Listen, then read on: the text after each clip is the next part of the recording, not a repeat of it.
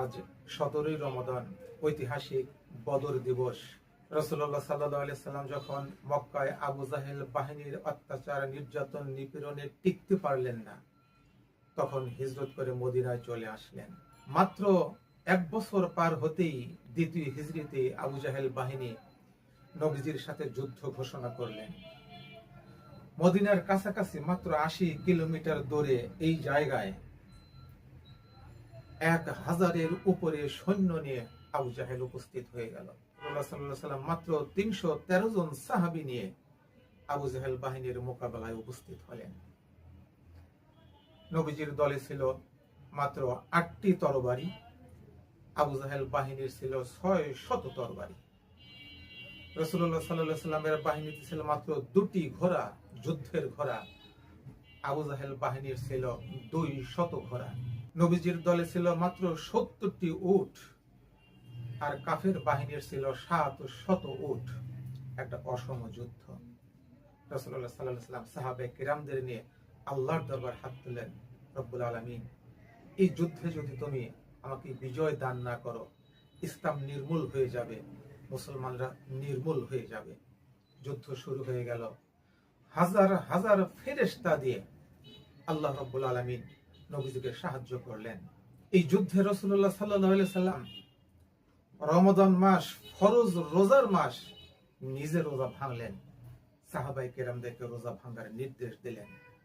কারণ ইসলাম টিকে রাখার জন্য, আল্লাহর দ্বীন আল্লাহর জমিনে প্রতিষ্ঠা করার জন্য শক্তির প্রয়োজন।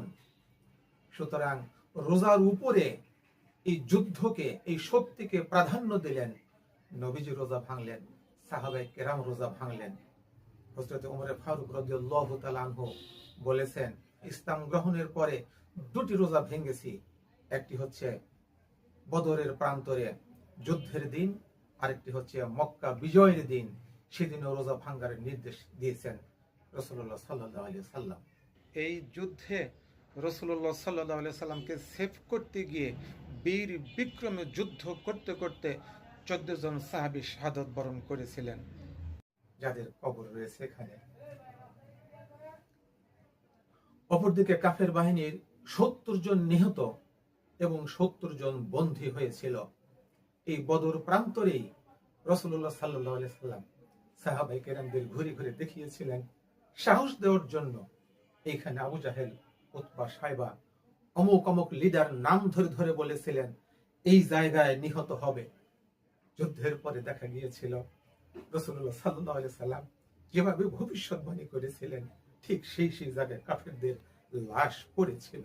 আবু জাহেল সহ 11 জনকে একই কূপের মধ্যে মাটি দেওয়া হয়েছিল।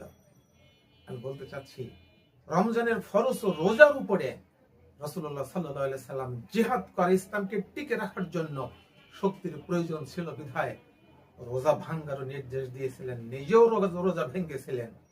সুতরাং এই বদর দিবসে রোজাদারদের জন্য একটি মেসেজ, ইসলামী আন্দোলন করার স্পৃহা যদি নিজের মধ্যে না থাকে, আল্লাহর জমিনে আল্লাহর দ্বীন বাস্তবায়নের জন্য যদি আপনার ইচ্ছা আকাঙ্ক্ষা যদি ভিতরে না থাকে, আপনার এই রোজা আসমানে উঠবে না। সুতরাং কোরআন নাজিলের মাস, এই মাসে সিদ্ধান্ত নেই যে কোরআনের আইন বাস্তবায়নের জন্য প্রয়োজনে রাসূলুল্লাহ সাল্লাল্লাহু আলাইহি সাল্লামের সাহাবায়ে কেরামদের মতো আমরাও জীবন দেব, তবু আল্লাহর জমিনে আল্লাহর দ্বীন বাস্তবায়ন করেই ছাড়ব। আজকের বদর দিবসে রোজা রেখে এই তামান্না আল্লাহ তাআলা কবুল করুন। আসসালামু আলাইকুম ওয়া রাহমাতুল্লাহি ওয়া বারাকাতুহু।